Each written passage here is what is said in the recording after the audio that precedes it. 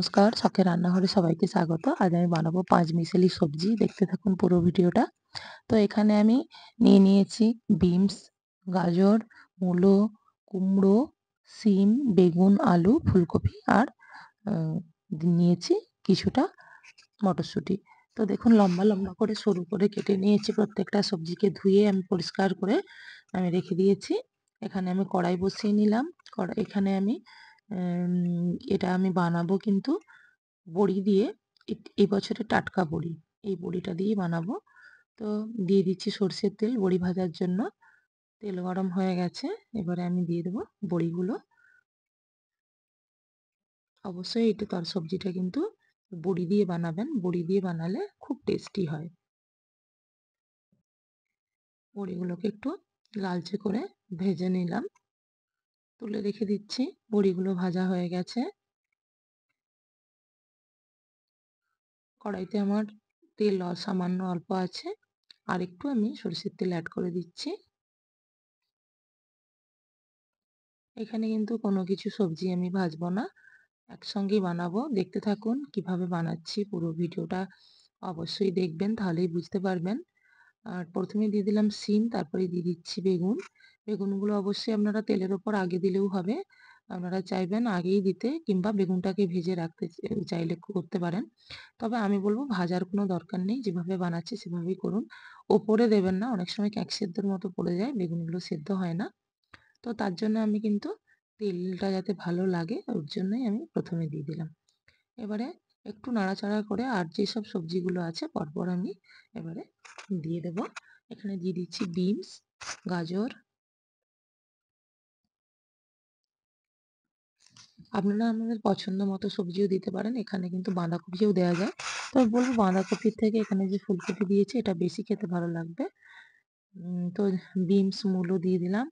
বাকি আছে কিন্তু দুটো সবজি, সেটা হচ্ছে ফুলকপি আর আলু, ওই দুটো দিয়ে দেবো এবারে।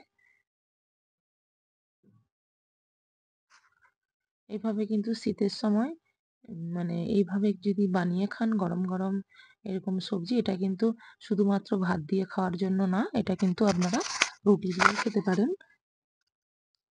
খুব অসম্ভব মানে টেস্টি হয় এই রান্নাটা। আপনারা রুটি দিয়ে, ভাত দিয়ে দুটোতেই আপনারা খেতে পারবেন। কোনো অসুবিধে হবে না।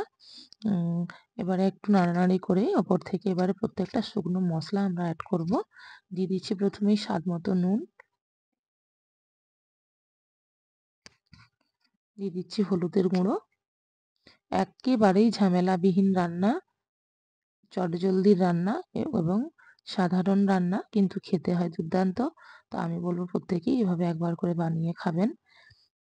দিয়ে দিলাম ধনের গুঁড়ো, জিরের গুঁড়ো, আর দিয়ে দেবো লঙ্কার গুঁড়ো, লাল লঙ্কার গুঁড়ো। তো এবারে ভালো করে সবজিগুলোকে একটু নাড়াচাড়া করে নেব। প্রত্যেকটা সবজিতে যেন মশলা আর নুন চারিদিকে লেগে যায়। তো একটা ঢাকনা দিয়ে আমি কিছুক্ষণ চাপা দিয়ে রেখে দেবো। এখানে আমার এটা ভিডিওতে স্কিপ হয়ে গেছে। তো সেটা কোনো ব্যাপার না, আপনারা নিজেরা বুঝতেই পারছেন। সবজিটা অবশ্যই একটু চাপা দিয়ে রান্না করতে হবে, তাহলে একটু তাড়াতাড়িও হবে এবং সমানভাবে সেদ্ধটাও হয়ে যাবে ভালোভাবে। তো দেখুন এভাবে আমি সেদ্ধ করে নিলাম। কষানো আমার চলছে। তো ভালোভাবে কিন্তু এবারে আমাকে কষিয়ে নিতে হবে। কষানোটা সুন্দরভাবে করতে হবে। আর বেশিক্ষণ কিন্তু একেবারেই অনেকক্ষণ কিন্তু আপনারা চাপা দিয়ে রাখবেন না। তাহলে কিন্তু ভালোভাবে কষানো এই যে ব্যাপারটা সেটা কিন্তু হবে না। আপনারা দেখতে থাকুন কষানোটা কত সুন্দরভাবে করি। তো কষানোটা কিন্তু অবশ্যই এখানে ভালোভাবে কষাতে হবে। যেহেতু আমরা কোনো সবজি ভেজে রান্না করছি না। এর জন্যই বলছি অবশ্যই ভালোভাবে কষাবেন। কষালে কিন্তু টেস্ট হবে। দেখুন এই যে কড়াই লেগে যাচ্ছে কত সুন্দর। কষানোটা এইভাবে এরকমভাবে কষাবেন। জল, জল থাকা অবস্থায় কোনো মতেই জল দেবেন না। একেবারেই জলটাকে শুকিয়ে নেবেন। সবজির যে জলটা বেরিয়েছিল। তো এইভাবে শুকনো, শুকনো করে একেবারেই কষিয়ে নেওয়ার পর তারপরেই কিন্তু জল দেবেন। তো আমিও এখানে জল দিয়ে দিলাম। আর একটু সামান্য পরিমাণ জল দেব। কেননা ফুটতে দিতে হবে সবজিগুলো। যেহেতু আমি একটা ছোঁক দেব ফোড়নের, তার জন্যই কিন্তু একটু রসালো না রাখলে আর খেতেও ভালো লাগবে না। কারণ একদম শুকনো, শুকনো হয়ে যাবে সবজিটা। একটু জল দিয়ে দিলাম আরেকটু। তো এবারে ভালো করে ফুটিয়ে নেব।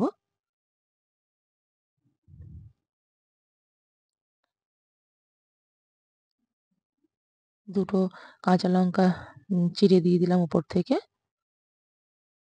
অনেকটাই কিন্তু রস কিন্তু কমে গিয়েছে। এবারে কিন্তু আমি এটা নামিয়ে নেব। হয়ে গেছে আমার।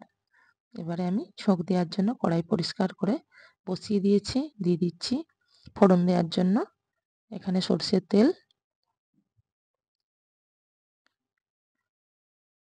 সরষের তেল গরম হয়ে গেছে, দিয়ে দিচ্ছি শুকনো লঙ্কা আর দিয়ে দেবো তেজপাতা। লঙ্কাটা আমার রেডি হয়ে গেছে, তেজপাতাটাও দিয়ে দিচ্ছি। আর এখানে দিয়ে দেব পাঁচফোড়ন 1 চামচ। আপনারা এখানে পাঁচফোড়ন যদি না দিতে চান তাহলে কিন্তু জিরে ফোড়ন দিতে পারেন। তবে জিরের থেকে মানে পাঁচফোড়নের টেস্টটাই, গন্ধটা খুব ভালো লাগবে। যদি না পছন্দ করে থাকেন তাহলে জিরে দেবেন, গোটা জিরে। আমি এখানে দিয়ে দিলাম মানে পেঁয়াজ, 2টো পেঁয়াজ দিয়েছি ছোট ছোট করে কুচিয়ে। তো ভালোভাবে ভেজে নিলাম লাল করে, তারপরে সবজিটা উপর থেকে দিয়ে দিলাম। দেখুন ফোড়নটা একেবারে রেডি হয়ে গেল। কি সুন্দর ছোঁক দিয়ে দিলাম তরকারিটা।